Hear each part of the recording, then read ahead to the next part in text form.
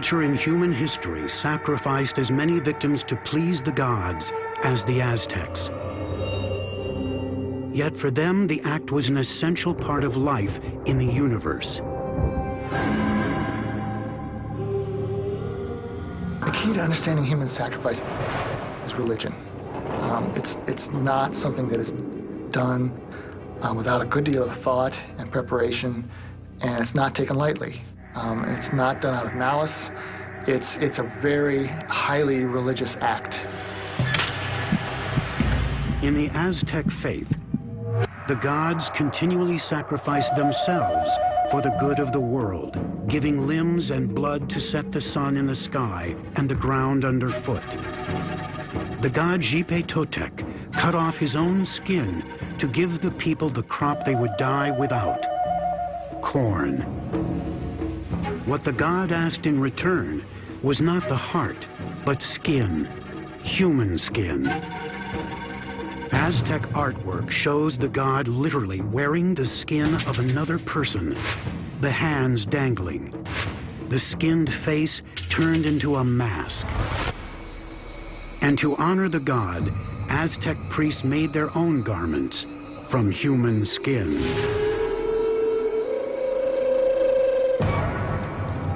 At the spring equinox every year, captive warriors would be given to the priests of Totec. These priests were specially trained to remove human skin in one piece.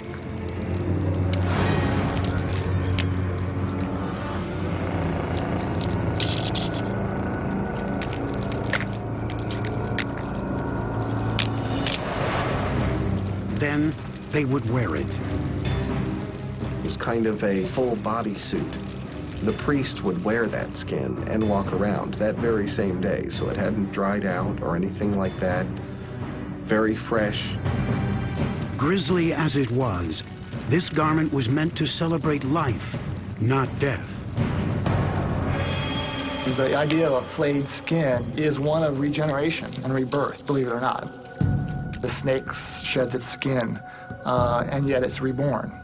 And so Totec is sort of the embodiment of this notion of fertility and rebirth. The priests wore the skins for days to symbolize the living within the seemingly dead, as a seed might be germinating inside a dead corn husk. Finally, after 20 days, the skins would be destroyed. There's a description of the sound of these skins, because when they dry out, they crackle, they crack. And it describes the loud noises that these skins are making as they're deposited in the great temple. Not all sacrifices were as gruesome. In fact, each year a single captured warrior was given the honor of impersonating the god Tezcatlipoca, god of sorcery, warfare, and the night. Aztec priests carefully looked over their captives to choose the most perfect physical specimen to impersonate the god. He's got to have a certain type of forehead, a certain type of nose. He cannot have a certain type of buttocks. It's a very detailed formula for choosing who's going to be the person sacrificed. For a year, the chosen one is treated as a god, cheered in parades and processions. He wears the armor and headdress of Tezcatlipoca. He is taught to play the ritual flute, instrument of heaven. His body is painted blue-black, the color of the god. In the last month of his life, he is even given beautiful women to satisfy his godlike sexual appetite. He's being treated this way in a sense to build up his spirit and energy so that when he dies, he is ready to be born again. Then his time is up. Exactly 1 year after being chosen, the man-god is taken to the steps of the sacrificial pyramid. Alone, he willingly mounts the steps, breaking his sacred flutes as he goes, to symbolize the end of his reign on earth.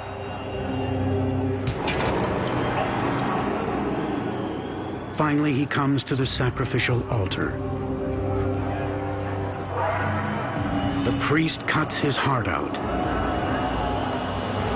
The chosen one has his body chopped into pieces, and then his flesh is reverently eaten by Aztec priests. The body and soul of the man-god now feeds the Aztec people. It's important to remember that Aztec cosmology, that worldview that said each of our bodies is a corporeal covering of a spirit. When they're eating the body of this god-man victim, what they're doing is they're taking part of that into themselves. With that, the cycle of life can continue for another year. Man feeding the gods feeding man. All bound together by blood. My heart is a gift that I was given by the divinity that was deposited in me.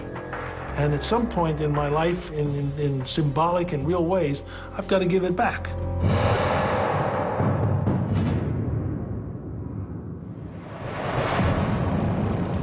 The arrival of the conquistadors finally broke that cycle of life and death. When they destroyed the Aztec Empire in 1521, they ended the sacrifices forever.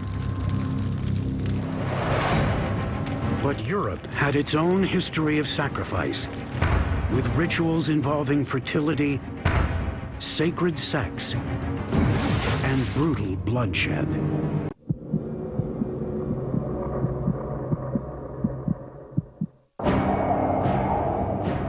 300 BC.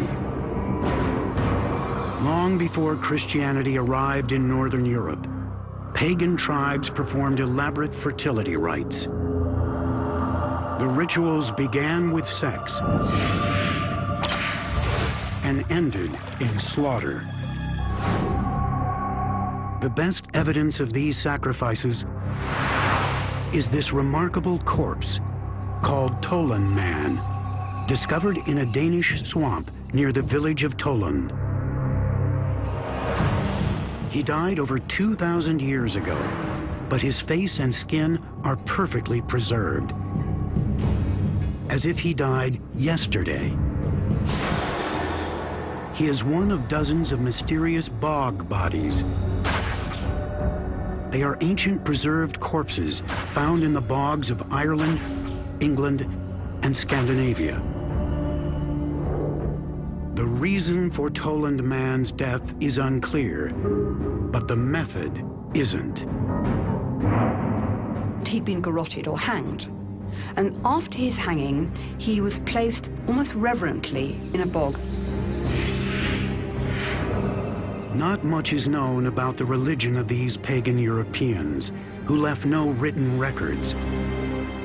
But from forensic evidence, scholars have pieced together startling aspects of their rituals.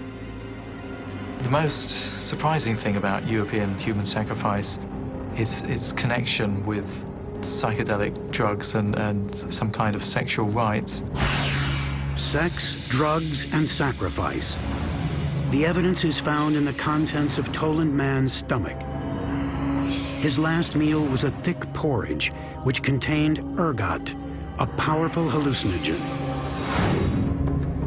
Ergot is a fungus that grows on barley. Chemically, it's nearly identical to LSD, and just as powerful. The poisonous hallucinogen not only created an altered state. New research shows that the drug ergot may actually be a deadly Iron Age form of Viagra. Ergot could have an effect as an aphrodisiac. Current treatments for erectile dysfunction worked by constricting some of the blood vessels in the genitals, allowing them to be functional. Ergot could have a similar effect. According to the